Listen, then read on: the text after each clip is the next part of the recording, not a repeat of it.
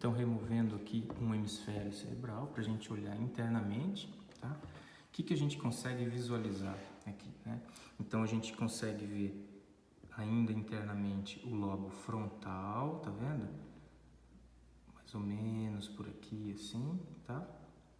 Aqui, mais ou menos, a gente tem o lobo parietal. A gente não consegue ver muito bem o lobo temporal, porque ele está lateralmente aqui, né? A gente está vendo ele lateralmente, internamente a gente não consegue visualizar. Aqui na região posterior a gente tem o lobo occipital e aqui internamente a gente vê o cerebelo, então, tá bom?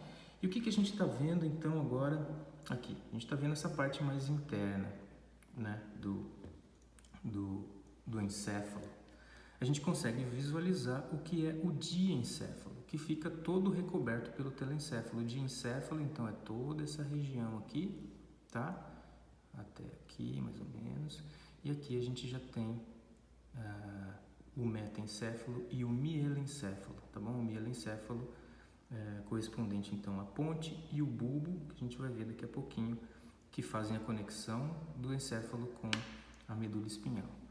Então, o que a gente tem aqui no diencéfalo? A gente tem, então, essa grande estrutura que é o corpo caloso, daqui a pouco a gente fala mais sobre ele, mas eu queria destacar essa parte aqui, que é ainda do telencéfalo, mas está próximo aqui do diencéfalo, que é, então, o giro do símbolo. A gente falou na aula teórica, né, sobre essa região aqui, que ela é muito responsável, ela inclui então regiões como o hipocampo, como as amígdalas, né, que não são as amígdalas que a gente conhece, né, são as amígdalas encefálicas, as amígdalas que eu digo, aqueles órgãos que a gente menciona no sistema digestório, né, aqui são as amígdalas encefálicas, então, que são é uma grande região, esse giro do símbolo, que é relacionado, então, há várias funções como as emoções, né? Então diversos tipos distintos de emoções, também relacionado ao aprendizado. Então essa região é muito relacionada com o aprendizado, com a memória, tá? Então que está bem dorsalmente aqui. Então há o que a gente chama de corpo caloso. O corpo caloso, então, é essa região que faz essa conexão entre os dois hemisférios, tá?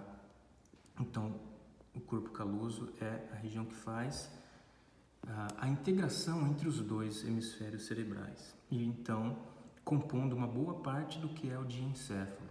E o diencéfalo, de uma forma geral, ele é muito responsável pela integração das funções.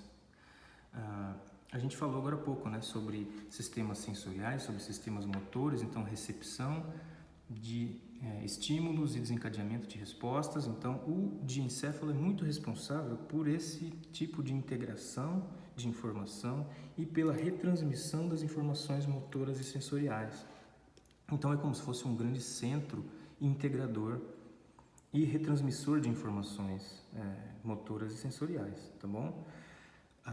Além disso, a gente tem aqui presente estruturas que a gente já viu na aula anterior, né? Lembra quando a gente falou do sistema endócrino? A gente falou do diencéfalo, a gente falou de hipotálamo, a gente falou de hipófise, né? Lembra? Então, quais são olhando aqui novamente no diencéfalo, quais são as estruturas que compõem então o diencéfalo? A gente tem aqui o corpo caloso, como a gente mencionou.